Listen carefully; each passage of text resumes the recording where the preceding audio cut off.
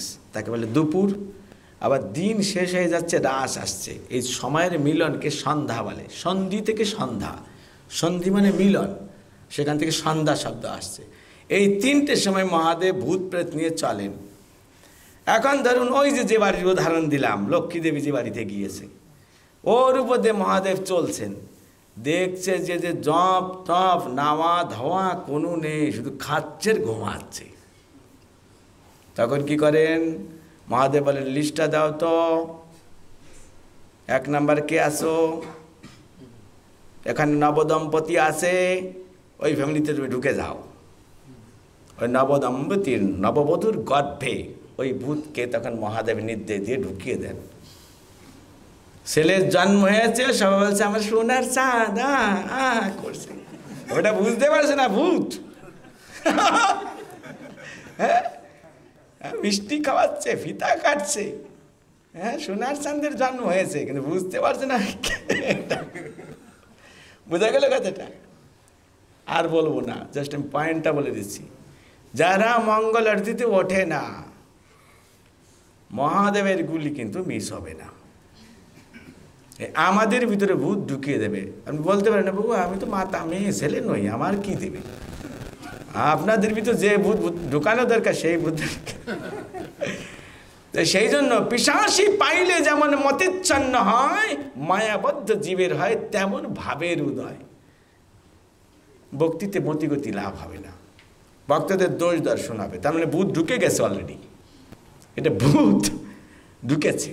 এরকম হচ্ছে না? এরকম জপে মন নাই, অকার্যে উদ্যোগী আমি, সুকার্যে বিরত, অকার্যে উদ্যোগী আমি। ভক্তিবিনোদ ঠাকুরের একটা গান আছে না, সুকার্য মানে গুরু গৌরাঙ্গের সেবা করা, দর্শন করা, নাম করা ইত্যাদি করা।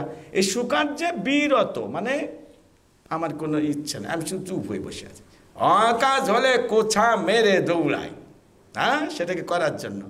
তো তার মানে ওই ব্যক্তির ভিতর already the ghost is existing, মানে ভূত ঢুকে গেছে। তো নারী পুরুষ বলে কোনো কথা নাই, কেন ভূত পুরুষও আছে, নারীও আছে।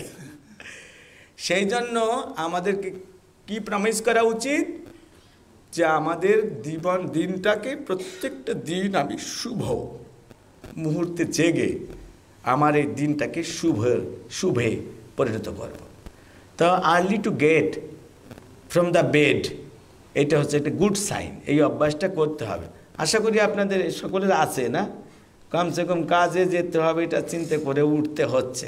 তারপরে ভগবানের আমি দেখেছি, আমি ওই মন্দিরে 2-3 বার ছিলাম, তো সকালবেলা ঘুম থেকে উঠে কেউ কেউ অর্চন করতে ঢুকে গেছেন, কেউ মঙ্গল আরতির প্লেট রেডি করছেন, আর কেউ 6-7-10 জন কিচেনের ভিতরে ঢুকে গেছে, কেউ ফোড়ন দিচ্ছে, কেউ খুন্তি নাড়ছে, কেউ সবজি কাটছে, এদিকেও হচ্ছে এদিকেও হচ্ছে, এদিক শেষ প্যাকেট বানিয়ে সব নিয়ে নিয়ে চলছে। গুড সাইন, এটা ভালো। কিন্তু জাস্ট আমাদের জ্ঞানের জন্য এটা বুঝতে হবে, এগুলো যদি আমি বুঝি জানি, আমাদের মধ্যে বিন্দুমাত্র অলসতা আসবে না। কেন আমরা জানবো তখন ভূত যে ঢুকে যেতে পারে। তো ওখানে গিয়ে দেখছেন যে তারা জাগছে না, তারা কোনো পবিত্রতা মেনটেন করছে না, আর আমার যে পূজা তার জন্য তাদের কোনো জ্ঞান পর্যন্ত নেই। লক্ষ্মী দেবী অখুশি হয়ে তাদেরকে শাপ মানে অভিশাপ দিয়ে চলে গেছে। ওই পরিবার অনেক ধনাঢ্য পরিবার ছিলেন, কিন্তু যেহেতু লক্ষ্মী দেবী অখুশি হয়ে গেছেন, তারা ধীরে ধীরে নিঃস্ব হয়ে গেল। এমনকি তাদের শেষ পর্যন্ত ভিক্ষা করে জীবনযাপন করতে হতো। তাহলে বড় লোকের বিপরীত কি? গরিব। গরিব থেকে গরিব যারা, তারা হচ্ছে চণ্ডাল। তো লক্ষ্মী দেবী ভাবলেন এই বড় লোকের রূপ তো দেখলাম, এবার একটা গরিব পরিবারে যাই, যে তাদের ভাবটা কি। একটা চণ্ডাল কলোনিতে গিয়ে লক্ষ্মী দেবী উপস্থিত হয়েছেন। সেখানে গিয়ে দেখছেন যে উনি যাওয়ার আগে একদম সবাই উঠে স্নান টান করে চালের গুঁড়ো বানিয়ে লক্ষ্মীর পা দিচ্ছে, সাপ দিচ্ছে, এরকম ঘর বাড়ি চকচক করছে। লক্ষ্মী দেবী খুবই প্রসন্না, খুবই প্রসন্না। তারপরে তারা যথাসময়ে পূজা করছেন। লক্ষ্মী দেবী দেখেই ধন্য হয়ে মানে খুশি হয়ে গেছেন, পূজা তো আরও বেশি খুশি করেছেন তাকে। তো মহা লক্ষ্মী দেবী তাদেরকে আশীর্বাদ দিয়েছেন। এইভাবে সারা দিন বিভিন্ন জায়গায় ঘুরে পূজা পার্বণ নিয়ে তারপর দিন ভোরে ভোরে ভোরে ভোরে লক্ষ্মীদেবী ফিরে আসছে। জগন্নাথপুরীর সিংহদ্বার দিয়ে যখন লক্ষ্মীদেবী ভিতরে ঢুকতে গিয়েছেন, জগন্নাথ আর বলদাস এই করে করে ওটাও ঢুকতে গিয়েছেন। আর ওই সময় দেখছেন বলদেব বলছেন, जगन्नाथ ये तुम्हारी पत्नी है ना, ये क्या बात है, कहाँ से आए? তখন বলেছেন, দাদা এই কালকে আমার পারমিশন একটু বাইরে গিয়েছিল। কি বাইরে গিয়েছিল? এ তো চন্ডালের ঘরে গিয়েছিল, ওখানে খেয়ে এসছে, ওদের পূজা নিয়েছে। তুমি বলে দাও, আমি তো বলতে পারি না, তুমি বলে দাও এই জন্য মন্দিরে না ঢোকে। জগন্নাথ বলছে, দাদা আজকে মাফ করে দেওয়া যায় না? চলো আজকে মাফ করে দিই, আর আমরা অর্নিং দিয়ে দিই, এরকম যেন কাজ আর না করে। কোনো অর্নিং নেই, সে কি কাঁচা কুকি, কোনো অর্নিং নেই, তাকে বলে দাও সে যেন প্রবেশ না করে। জগন্নাথ তার বড় দাদা দাউজি বলি না, ওনার প্রতি খুব শরণাগত, তার সামনে মুখে মুখ রেখে চোখে চোখ রেখে কথা বলেন না। ঠিক আছে বল রা হুঁ। ওইখানে গিয়ে বলছে, দেখো লক্ষ্মী আমি এটা কথা বলতে আসছি, আসলে কথা আমার না। দেখেন জগন্নাথেরও কেমন জানেন, লোক কি খেপে গেলে আমার অসুবিধা আছে। এরকম হয় না, আপনারা কামাচ্ছেন ই করছেন, কিন্তু কথা কিন্তু সাবধানে বলতে হয়। আগেই নিজের পথ ক্লিয়ার করে নিয়েছে, আমি যে বলতে আসি আমার কথা কিন্তু আমার না, আমি শুধু কথা বয়ে নিয়ে আসছি। তা কি বলো, তুমি যে পূজা করতে গিয়েছিলে বলো ভদ্র সে টের পেয়েছে, তুমি চন্ডালের ঘরেও গিয়েছিলে? বলে হ্যাঁ, কেন যাবো না, আমার ভক্ত। চন্ডাল আর বড় লোক বলে কি আছে, যে আমার ভক্তি করে আমি তার কাছে যাই, তাতে দোষটা কি? বলে দোষ তো হয়ে গেছে। ওখান থেকে নির্দেশ আসছে, শাসন, তোমাকে মন্দিরে ঢুকতে মানা করছে, দেখো প্লিজ এখন তুমি সামাল দাও।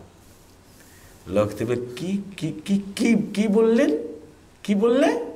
আমাকে মানা করছে, ओके बाजी मत, कोई बात नहीं, मैं चल रहा हूँ, मैं देख लूंगा कैसे खान पान चलेगा। लक्ष्मी देवी तार सांगो पांगो सब कुकिंग असिस्टेंट बोलते चलो, और किचन ओवेन तोड़ फोड़ दो, हटाओ। चाल डाल रखा जे भांडार है, लक्ष्मी देवी चले गेছেন না, সব শূন্য হয়ে গেছে। আর এদিকে ওটা তো এরকম করে টরে গিয়ে সানটান করে বাবুর মতো বসে গেছে সিংহাসনে। ব্রেকফাস্টের টাইম এসে গেছে, ব্রেকফাস্ট আর আসছে না।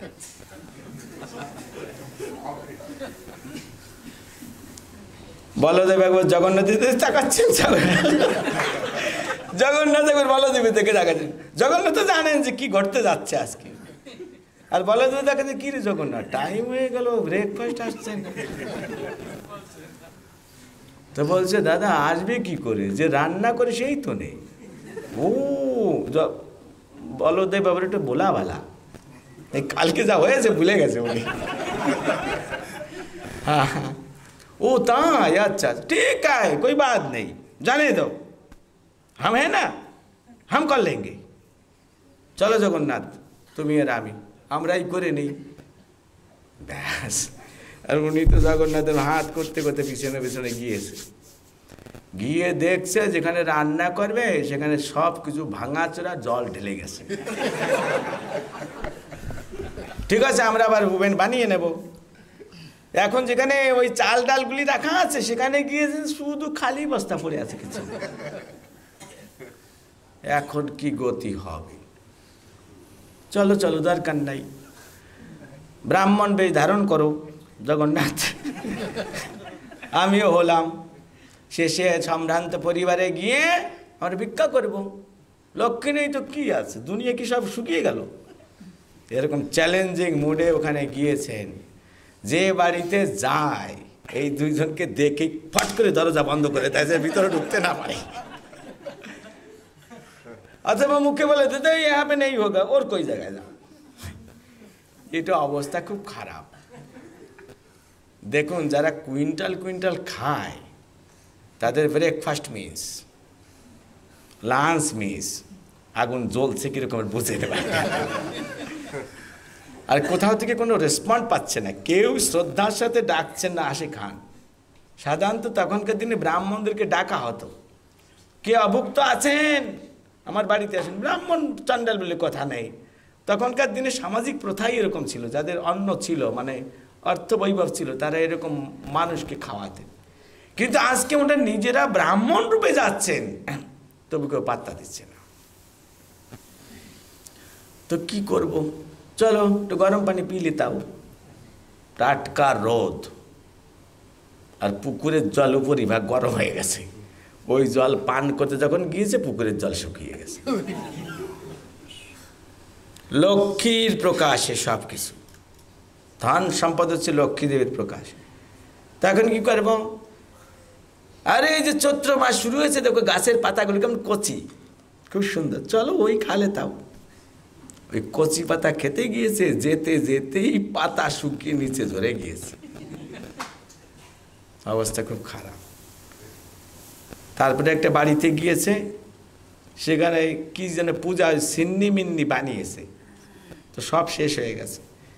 এখন এই দুজন গিয়েছে, ওই বাড়ির মানুষের একটু মতিগতি একটু শ্রদ্ধাবোধ আসছে, বলছে দেখো খিচুড়ি ফিচুড়ি যা রান্না হয়েছিল সব তো শেষ হয়ে গেছে, তোমরা যদি চাও তাহলে একটু শুকনা মুড়ি দিতে পারি। যখন বলতে আরে চাওয়া কি, তাড়াতাড়ি নিয়ে এসো, তাড়াতাড়ি নিয়ে এসো।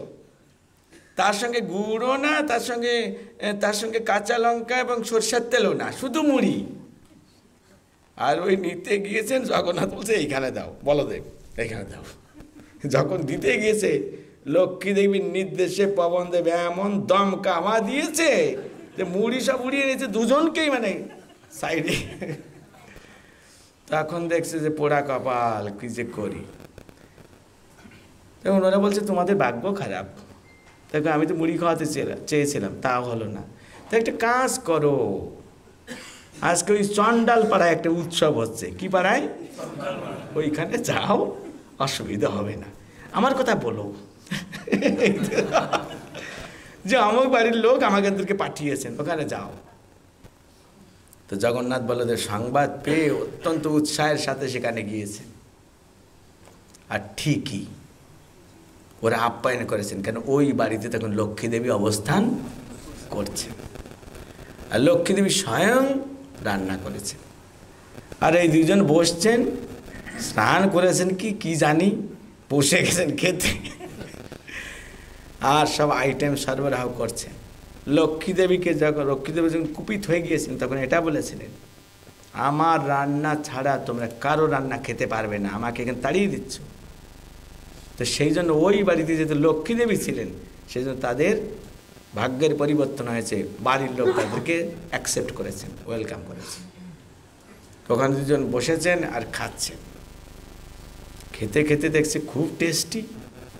এই জগন্নাথ, এরকম টেস্ট তো লক্ষ্মী দেবী ছাড়া কেউ করতে পারে না, ব্যাপারটা কি? তো মনে একটু বিচার এসে গেছে, লক্ষ্মীর কথা মনে পড়ছে বলদেবের, আর মনে মনে নিজেকে ধিক্কার দিচ্ছে, কি পুরা কপাল দে, কেন যে ওরা এখন আমরা দেশান্তরী হয়ে ঘুরে বেড়াচ্ছি, খাবার পাচ্ছি না। আর লক্ষ্মী দেবী থাকলে টাইম টু টাইম ভালো মন্দ সব কিছু রেডি করে দিত। এই খাবার খেয়ে লক্ষ্মী দেবীর কথা মনে পড়ছে যে ভুল করে ফেলছি রে। তারপরে সে তো তখন মনে মনে ভাবছে হয়তো লক্ষ্মী দেবী ছাড়া এরকম রান্না কেউ করতে পারে না, কিন্তু এই যে লক্ষ্মী দেবী এটা নিশ্চিত হননি। খাওয়ার শেষে জল খাওয়ার আগে পাটি সাপটা পিঠা নিয়ে আসছে। কি সাপটা? ওই পিঠার যে টেস্ট আর সেন্ট, আর খাওয়ার পরে জল খাওয়ার আগে পিঠা যে দিতে হয় সেটা লক্ষ্মী দেবী শুধু জানেন। আর এখানে সেই প্রথা, ব্যাপারটা কি লাগ রাহা হ্যায় লক্ষ্মী দেবী হ্যাঁ এখানে উপস্থিত, এরকম বিচার করেছেন। তারপর নিশ্চিত হলেন হ্যাঁ লক্ষ্মী দেবী আছে, তা তিনি ছাড়া এইরকম রান্না, এরকম পিঠা, আর এই পিঠা খাওয়ার আগে খাওয়াতে হয় এটা দুনিয়াতে কেউ জানতো না। তিনি নিশ্চিত হলেন। এখন বলভদ্র এর অনুতাপ প্রকাশ করছেন, ভুল হয়ে গেছে। জগন্নাথ দেখো, আমি তো আর বলতে পারি না, তুমি গিয়ে যাও, একটু বিনম্রতা প্রকাশ করে বলো যে যা হয়েছে তা হয়েছে, ভুলে যাও, তুমি আবার আমাদের রাজভবনে ফিরে আসো।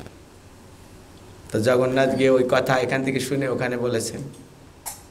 আর যখন জগন্নাথ বলছেন, এবার তিনি এমন মুড দেখাচ্ছে, কথা এবার এটা আমার, আমি তোমাকে বলছি, চলো আমি দেখে নেব। ভালো কথাটার সময় আমি, এরকম হয় না? আর স্ট্রিক্ট কোনো কথাবার্তা বললেন না, দেখো আমি কিন্তু বলছি না। তো ওখানে জগন্নাথ ক্রেডিট নিচ্ছে, চলো। তো ওখানে ও লক্ষ্মী দেবী খুব খুশি হয়ে গেছেন, ওকে ঠিক আছে, তার শেষ পর্যন্ত তোমরা যে বুঝতে পেরেছ, তো চলো। তখন জগন্নাথ দেব এলেন, আবার রত্ন ভাণ্ডার, শস্য ভাণ্ডার সব সব ভরে গেল, তারা খুশি হলেন। তো এই যে লীলা জগন্নাথ করেন কেন? আমি যেমন মহিমান্বিত, আমার ভক্ত লক্ষ্মী দেবী আমার শক্তিও কম না। শক্তিমান অভিন্ন এবং সমান। শক্তি ছাড়া শক্তিমান কাজ করতে পারে না, আবার শক্তিমানের আশ্রয় প্রশ্রয় ছাড়া শক্তিও কোনো কাজ করতে পারে না। যখন শক্তি এবং শক্তিমানের সমন্বয় ঘটে, একত্রিত থাকেন, তখন ফাংশন হয়, কাজ হয়। এইটা জগন্নাথ এই লীলার মাধ্যমে বুঝিয়েছেন। তো লক্ষ্মী দেবী ওই জন্য ওখানে থাকেন, যাতে করে সমস্ত দেব দেবীরা এনাদের কাছে এসে দেখা সাক্ষাৎ করতে পারেন। তো জগন্নাথপুরীতে জগন্নাথ দেব দিনের বেলায় পাবলিককে দর্শন দেন, এই যে আমাদের মতন মানুষকে। তো তিনি ভাবেন যে এই জগতের লোক এরা, আমিও এখানে নাথ, আমার এবার ঘটা করে ধুতি টুতি ভালো মন্দ পোশাক পরার কি দরকার? ওই এক গামছা পরে আর আরেকটা গামছা এই কাঁধে রেখে বসে পড়ে, দিনের বেলায় সাধারণ, কেন আমি ঘরের লোক তারা মনে করে। কিন্তু রাত 10টা-11টার সময় জগন্নাথপুরীর পাণ্ডারা জগন্নাথকে ওই দিনের বেলা গামছা টামছা সাধারণ কাপড় খুলে রাজবেশ পরাবেন, মুকুট পরাবেন, ভালো পোশাক পরাবেন, হার পরাবেন। কেন? ওই সময়ে দেবদেবীরা আসেন, তাদের ডিপার্টমেন্টাল রিপোর্ট পেশ করার জন্য আসেন। জগন্নাথ তাদের কথা শোনেন, তাদের কোনো ভুল ত্রুটি হলে জগন্নাথ তাদেরকে সংশোধন প্রদান করেন। এইভাবে জগন্নাথপুরীতে ভগবানের লীলা চলছে। কতটা বোঝা গেল? তো এইখানে এই কারণে এই শ্লোকের মধ্যে লক্ষ্মী দেবীর নাম উল্লেখ করা হয়নি। কি লেখা আছে? বসন প্রসাদান্ত সহজ বলভদ্রেণ বলিনা সুভদ্রা মধ্যস্থ সকল সুর সেবা অবসরদ। সমস্ত দেব দেবীদেরকে তিনি সেবা প্রদান করছেন। তো এই সুভদ্রা দেবী কৃষ্ণ এবং বলরামের অত্যন্ত প্রিয় বোন আছে। কে এই সুভদ্রা? আমরা কালকে না পরশুদিন বললাম যে ব্রজলীলায় আমরা দেখতে পাচ্ছি মা যশোদা একই সঙ্গে দুটি সন্তান প্রসব করেছিলেন। একজন হচ্ছে ছেলে, একজন হচ্ছে মেয়ে। ছেলে মানে ব্রজেন্দ্রনন্দন কৃষ্ণ, মেয়ে মানে যোগমায়া। ওই যোগমায়া, ওই সূত্রে কৃষ্ণের বোন হয়ে গেল, বলদেবের বোন হয়ে গেল। ওই যোগমায়া হচ্ছে সুভদ্রা দেবী। কি বোঝা গেল? ইনি এখানে বসে আছেন, সিস্টার হিসেবে আছেন সুভদ্রা দেবী। তো এই তত্ত্বগুলো আমাদেরকে ভালো করে জানতে হবে। তো এইভাবে যখন আমরা জগন্নাথের কথা জানবো, বুঝবো, তখন ভগবানের প্রতি আমাদের শ্রদ্ধা ভক্তি আরো বেশি করে লাভ হবে। ওনাকে বলা হচ্ছে কৃপা পারাবার সজল জলদ শ্রেণী রুচির রমা বাণী রাম স্ফুর্তদ মল পঙ্কে রুহ মুহু সুরেন্দ্রের আরাধ্য স্তুতিগণ শিখা গীত চরিত জগন্নাথ স্বামী নয়ন পথগামী ভব তুমে। কৃপা পারাবার, পারাবার মানে সমুদ্র, পারাবার মানে সমুদ্র পার করে যে নৌকা। কৃপা পারাবার, জগন্নাথকে এই ভব সমুদ্র পার করে আমাদেরকে আধ্যাত্মিক জগতে পৌঁছে দিতে পারেন। সেজন্য তাকে বলা হয় কৃপা পারাবার। সজল জলদ শ্রেণী রুচির, এবং তার গায়ের রংটা কেমন? সজল, সজল। মানে সাথে, জল মানে জল, তার মানে এই সজল জলদ, জলদ, জল যে দান করে, কাকে বোঝাচ্ছে? মেঘকে। মেঘের মধ্যে জল থাকে, সেই জল তিনি দান করেন, সেই জন্য জলদ শব্দ উল্লেখ করেছে। সজল মানে জল ভরা মেঘ, তাকে বোঝানো হচ্ছে। শ্রেণী রুচির রমা বাণী রাম স্ফুরুত্তদ মল পঙ্কে রুহ মুখ। সময় হয়ে গেছে না? ভক্তরা যাচ্ছে কেন? ওকে, তো সেখানে কি করছেন? পঙ্কে রুহ মুখ, সেখানে রমা মানে কি? লক্ষ্মী দেবী। বাণী মানে সরস্বতী। রাম মানে আনন্দ।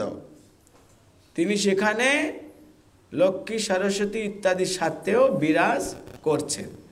সুরেন্দ্রের আরাধ্য, সুরেন্দ্র মানে বড় বড় যারা দেব দেবী, সুরদের মধ্যে, দেবতাদের মধ্যে যারা শ্রেষ্ঠ, তাদের সুরেন্দ্রের আরাধ্য, তার মানে দেবতাদেরও তিনি আরাধ্য। শ্রুতিগণ শিখা গীত চরিত। শ্রুতিগণ মানে বেদ। এই বেদ যার সবসময় গুণ মহিমা কীর্তন করছেন, তিনি হচ্ছেন কে? জগন্নাথ। জগন্নাথ স্বামী নয়ন পথগামী ভব তুমি। হে জগন্নাথ, আপনি আমার নয়ন পথে সবসময় অবস্থান করুন, যেন সর্বদা আপনার আমি দিব্য দর্শন লাভ করতে পারি। তো জগন্নাথ একটা অপূর্ব ব্যক্তিত্ব। ওনার হাত নেই, তবু সব কিছু করেন। ওনার পা নেই, কিন্তু ভীষণভাবে চলতে পারেন। ওনার চোখের ভিতর পর্দা নেই, দেখেছেন? এটা অদ্ভুত ব্যাপার না? সব ভগবানের চোখে পর্দা আছে, এনার নেই। তার মানে বোঝাতে চেয়েছেন, আমি যে অবস্থায় থাকি না কেন, আমার শক্তি বুদ্ধি কোনো সময় ঘাটতি হয় না। পা নাই তাতে কি হয়েছে? পা ছাড়া আমি চলতে পারি, তাই আমার নাম সর্বশক্তিমান। পা ছাড়া চলতে পারে, তার মানে কি একটা শক্তি কম আছে? তা কি করে সে ভগবান হলো? পা ছাড়া চলতে পারে না। যেমন আমরা পা ছাড়া চলতে পারি না, তো ভগবান যদি পা ছাড়া চলতে না পারেন, তার মানে কি? তিনি আমাদের ক্যাটাগরি। তো ভগবানের সমস্ত দেখা। কৃষ্ণ যখন গোচারণ করতে যেতেন, আমার খুব গরম লাগছে রে, করবো এটা খুলবো, তখন ওই ফল খাইয়েছ তো এই ঠান্ডা লাগছিল।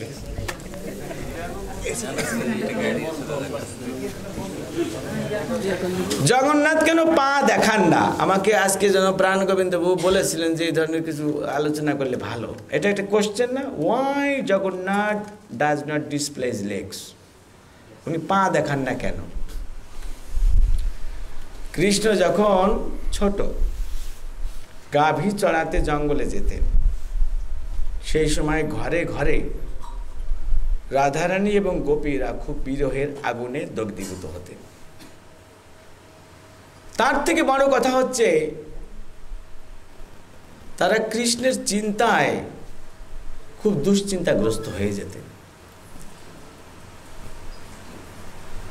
ব্রজের বনগুলিতে অনেক কাটা গাছ আছে আর পাথর আছে,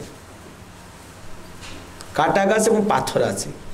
শ্রীকৃষ্ণের চরণ পদ্ম এত নরম, এত নরম, কি করে সেই কাটা গাছের উপর দিয়ে আর পাথরের উপর দিয়ে চলছে, তার কত কষ্ট হচ্ছে, এই কথা চিন্তা করে গোপীদের এবং রাধারানীর আরো বেশি কষ্ট হচ্ছে। একটা তো কষ্ট হচ্ছে যে কৃষ্ণ সঙ্গ পাচ্ছি না, উনি এই সকালে যাচ্ছেন আর কখন সন্ধ্যাবেলায় আসবেন, সারাদিন বিরহ। তার থেকে বড় কষ্ট হচ্ছে কৃষ্ণের কষ্টের কথা চিন্তা করে। এই হলো শুদ্ধ ভক্তির লক্ষণ। হ্যাঁ, ভগবানের কথা সবসময় বিচার করছেন। আমাদের সুখ হোক আর না হোক তাতে কিছু যায় আসে না। আমরা মেয়ে ছেলে ঘরে আছি, বিরহজনিত কারণে কষ্ট পাচ্ছি, তো তাতে কি আছে? জগতের এটি তো নিয়ম। পুরুষ বাইরে কাজ করতে যাবে না, আমরা ঘরে আছি, মন তো খারাপ হচ্ছে, কিন্তু জগতের নিয়ম মেনেও নিতে হবে। কিন্তু তার থেকে বড় দুঃখ হচ্ছে কৃষ্ণ যে পাথরের উপর দিয়ে কাটা গাছের উপর চলছে, যার চরণ পদ্ম আমাদের বক্ষে যখন ধারণ করে, তাতেও আমরা মনে করি যে শ্রীকৃষ্ণের কষ্ট হয়ে যাচ্ছে, আর সেইভাবে চলছে। এটা হতে পারে না। কৃষ্ণ যখন ফিরে আসতেন, কৃষ্ণকে বলতেন, কৃষ্ণ তুমি আমাদের ছেড়ে জঙ্গলে যাও, আপত্তি নেই, কষ্ট হয়, মানতে হবে, কিন্তু একটা জিনিস বিবেচনা করো, তোমার কিন্তু যাওয়া উচিত না। আমাদের কথা মনে করো না যে আমরা কষ্ট পাচ্ছি সেজন্য মানা করছি, আমাদের কথা ছাড়ো, আমাদের তোমার সামনে তো আমাদের কোনো দামই নেই, এভাবে বুঝাচ্ছে। তো একটা জিনিস বিবেচনা করে তোমারও বিচার করা উচিত, আমরা তো বিচার করেই নিয়েছি, তোমার আসলে জঙ্গলে যাওয়া উচিত না। কেন কেন সখী বৃন্দ, কেন তুমি যখন জঙ্গলে যাও, এই কাটা গাছ এবং পাথরের মধ্যে হাঁটো, তোমার যে পায়ে কষ্ট লাগে তার থেকে বেশি কষ্ট আমাদের হৃদয়ে লাগে। কমসে কম আমাদের প্রতি একটু কৃপা পরবশ হও, আমাদের করুণ কাহিনীর কথাটা ভাবো। তোমার সাথে আমাদের এত, তোমাকে আমরা এত ভালোবাসি, অথচ তুমি গুরুত্বই দিচ্ছ না। প্লিজ এই কথাটা যদি বিবেচনা করে তুমি যেও না। কৃষ্ণ বলছেন, দেখো এটা হয়, তোমরা আমার মন্ত্রটা জানো না, আমি নম ব্রহ্মণ্য দেবায় গো ব্রাহ্মণ হিতায় চ। আমি যদি গাভী মাতাদেরকে চারণ না করি, সেবা না করি, জগৎ কি শিক্ষা পাবে? আর আমরা হচ্ছি গোয়ালা পরিবারের ছেলে মেয়ে, আমরা যদি গরুদেরকে পোষণ না করি, তাহলে এটা তার মানে কি? আমাদের বংশের ঐতিহ্যকে নষ্ট করে দিচ্ছে। দেখো, যা বলো তা বলো, আমাকে যেতেই হবে। গোপিকারা বললেন যে এটা কি করে হয় কৃষ্ণ, তুমি যাবি? হ্যাঁ প্রভু, একটা অনুরোধ করতে পারি? হ্যাঁ বলো, কি অনুরোধ? তুমি যাও, কিন্তু তোমার ওই চরণ পদ্ম আমাদের পক্ষে ধারণ করে যাও, খালি পায়ে যাও। তার মানে আপনি এরকম একটা বায়না ধরেছে যেটা জাগতিক বিচার এটা অকল্পনীয় হয় না। বলে পা দুটো এখানে রেখে যাও, হ্যাঁ, তারপর তুমি অঙ্গ টঙ্গ নিয়ে ওদিকে যাও, কিন্তু পা দুটো আমাদের এখানে রেখে যাও, আমরা ওটাকে সেভ করে রাখবো। কৃষ্ণ বলছেন, তথাস্তু, তাই হবে, যাও। এই যে লীলাটা হলো, ওই লীলার প্রকাশ ঘটিয়েছেন এই জগন্নাথপুরীতে। শ্রীকৃষ্ণ গোপিকাদের কথা দিয়েছেন, আমার চরণকে আমি তোমাদেরকে দিলাম, তার মানে আমার চরণ নেই। এই জগন্নাথ এখন সেই চরণ দেখাচ্ছে না, কেন? এই চরণ তিনি ব্রজের গোপিকাদের তিনি দান করে দিয়েছেন। কথাটা বোঝা গেল? সেই জন্য ওটা। তারপরে চোখের ভিতরে এই পর্দা নেই কেন? না, সেদিন আমি বলেছিলাম, কোন তীর্থের জন্য স্নান করতে গিয়েছিলেন দ্বারকাধীশ? কুরুক্ষেত্রে। আর ওদিকে ব্রজের গোপীরা আসছেন, খুব গভীর এবং গম্ভীর লীলা, জাস্ট আমি সংক্ষেপে বলে দিচ্ছি। ওখানে আসছেন, আমি বলেছিলাম না, চোখে চোখ পড়ে গেছে, একজন ভাবছে চিনি চিনি। আরে মনে আছে সে কথা? চিনি চিনি কি? চোখের সাথে চোখ তাকানো, এ তো নতুন না, ব্রজলীলায় ছোটবেলায় তো তাই করেছেন না? অনেক দিন পরে যখন সেই হারিয়ে যাওয়া প্রেমিক প্রেমিকার মিলন হয়, তখন একজন একজনের দিকে এরকম তাকাচ্ছে, চোখে পলক পড়ছে না, নিষ্পলক দৃষ্টিতে তাকাচ্ছেন, চোখে কাজ করছে না। ওই যে রূপ, এই জগন্নাথ। কেন? কৃষ্ণ ব্রজের গোপিকাদের বলেছিলেন যে আমাকে তোমরা যেভাবে ভালোবাসো, আমার জন্য যা করলে, যদিও গীতা আমি বলেছি কি, যে যথামাং প্রপদ্যন্তে তাং তথামি ভজাম মহান, যে আমাকে যেভাবে ভালোবাসবে, সেবা করবে, আমিও তাকে সেই পরিমাণ সেইভাবে প্রতিদান করব। কিন্তু আমার গীতার শ্লোক কাজ করছে না তোমাদের সামনে। তোমরা আমাকে ভালোবাসো, সেবা করো, আমি কিছু দেই, একটু পরে আবার হা করে আমার চরণে তোমরা চড়িয়ে দাও। তা আগে ঋণের মাত্রা যত ছিল, আমি কিছু দেওয়ার ফলে আমার ঋণের মাত্রা আরো বাড়ে, সেই জন্য আর তোমাদের কিছু দিতে আমি সাহস পাচ্ছি না। তো আমি একটা জিনিস তোমাদেরকে দেব, আমাকে ভালোবাসো যেভাবে, আর আমার ভালোবাসার কারণে যেমন তোমরা বিরহের আগুনে জ্বলছো, কষ্ট পাচ্ছ, আমি যখন তোমাদের ভাব সমন্বিত হয়ে ওইভাবে আচরণ করব, তখন আমার মনে মনে একটি ভাব হবে, না আমি কিছু করলাম তোমাদের জন্য, তোমাদের জীবন কাহিনীকে আমি ডুপ্লিকেট করব, আমি ওরকম হব। কথাটা বোঝা গেল? এই জগন্নাথ সেইভাবে ওখানে আছেন, আর ব্রজের গোপী শিরোমণি শ্রীমতী রাধারানীর ভাব নিয়ে মহাপ্রভু এসেছেন। যখন রথের সামনে মহাপ্রভু এসেছেন, ওই যে নিষ্পলক দৃষ্টিতে তাকিয়েছিলেন, জগন্নাথ রাধারানী তথা মহাপ্রভুকে দর্শন করছেন। এই সেই হারিয়ে যাওয়া ধন দর্শন করছেন চোখে, যাতে এই পলক নেননি কেন, যেটা ডিস্টার্ব করতে পারে, পলকবিহীন দর্শন করছেন বড় বড় চোখে, অবাক হয়ে। এই জন্য তার চোখ দুটি এরকম বড়। এর পেছনে আরো রহস্য আছে, কিন্তু এইটা একটা অন্যতম রহস্য, যে তার চোখের পর্দা নেই, নিষ্পলক দৃষ্টিতে শ্রীমতী রাধা ভাব সমন্বিত শ্রীমান মহাপ্রভুকে দর্শন করছেন। জগতের দেব দেবী মনি ঋষিরা ভগবান শ্রীকৃষ্ণকে দর্শন করে বিস্মিত হয়ে যান, কিন্তু জগন্নাথ স্বয়ং গৌরাঙ্গ মহাপ্রভুকে দর্শন করে বিস্মিত হয়ে যান, বিস্মিত হয়ে যান। রথ চলছে চলছে, শ্রীমান মহাপ্রভু তার সাঙ্গপাঙ্গদেরকে নিয়ে 7টা দলে বিভক্ত হয়ে নৃত্য কীর্তন করছেন। 7 দলেই শ্রীমান মহাপ্রভু একই সঙ্গে উপস্থিত আছেন। সবাই দেখছেন মহাপ্রভু আমাদের কত ভালোবাসে, দেখো বেটা, দেখছিস তোদের পুরা কপাল, আমাদের সঙ্গে মহাপ্রভু আছেন। সবাই এরকম ভাবছে। ওই নাচছে, নাচতে নাচতে নাচতে নাচতে মহাপ্রভু কখনো কখনো মানে মানে জগন্নাথের চোখের সামনের থেকে আলাদা হয়ে যায় নাচতে নাচতে। তো জগন্নাথ মহাপ্রভু যখন নাচতে নাচতে পিছনে এসে গিয়েছেন, তো জগন্নাথ সামনে আর দেখতে পাচ্ছেন না, তাকে সামনে দেখতে পাচ্ছেন না। তো জগন্নাথ ভাবলো, আরে কোথায় গেল কোথায় গেল, ফট করে দাঁড়িয়ে গেছে রথ। ওনাকে না দেখে আমি চলতে পারছি না। এদিকে সাঙ্গ পাঙ্গ রাজার আবাসের কি হলো, জগন্নাথ কি রেগে গেল নাকি, রথ চলে গেল কেন, ঠেলো। খুব সবাই ধাক্কা দিচ্ছে, গাড়ি আনো, ঘোড়া আনো, হাতি আনো, আর চলছে না। কেউ বুঝতে পারছে না কেন জগন্নাথের রথ আর চলছে না, কেন মহাপ্রভু নাচতে নাচতে পিছনের দিকে চলে গেছেন, জগন্নাথ তাকে দর্শন করতে পারছেন না। তিনি প্রতীক্ষা করছেন, উনি যখন নাচতে নাচতে আমার সামনে আসেন। ঠিকই মহাপ্রভু নাচতে নাচতে যখন সামনে এসছেন, রথ আপনা থেকে চলা শুরু করেছেন। জগন্নাথ স্বামী কি জয়, শ্রীমান মহাপ্রভু কি। এই যে প্রেমের যেটা সেদিন আমি বলেছিলাম, রাধারানী তাকে দেখেছেন, এই সেই কৃষ্ণ, আজকে আমি হাত ছাড়া করব না।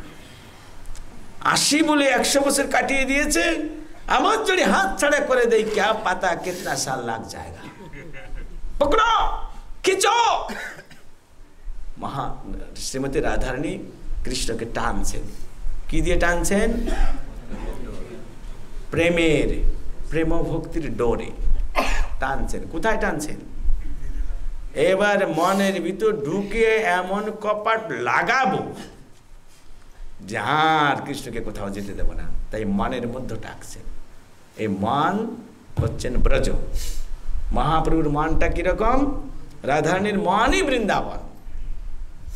সেই জন্য মহাপ্রভু এই লীলায় বলেছেন, কি বলেছেন, আমার মন বৃন্দাবন। ওই রথ টানছে মানে কি, রাধা ভাবে তিনি কৃষ্ণকে টানছেন এই হৃদয় অবস্থান করানোর জন্য। জগন্নাথ বলদেব সুভদ্রা মহারানী কি, গৌর প্রেমানন্দে। এইভাবে জগন্নাথের অপ্রাকৃত শত শত লীলা আছে। জগন্নাথ প্রতি যুগে তিনি থাকেন, সত্য যুগ, সত্য ত্রেতা দ্বাপর যখন শেষ হয়ে যাবে, আবার সত্য যুগে তিনি এভাবে প্রকাশিত হবেন। এই সম্বন্ধে আমরা কালকে আরো কিছু বলবো। Thank you. শ্রীপাদ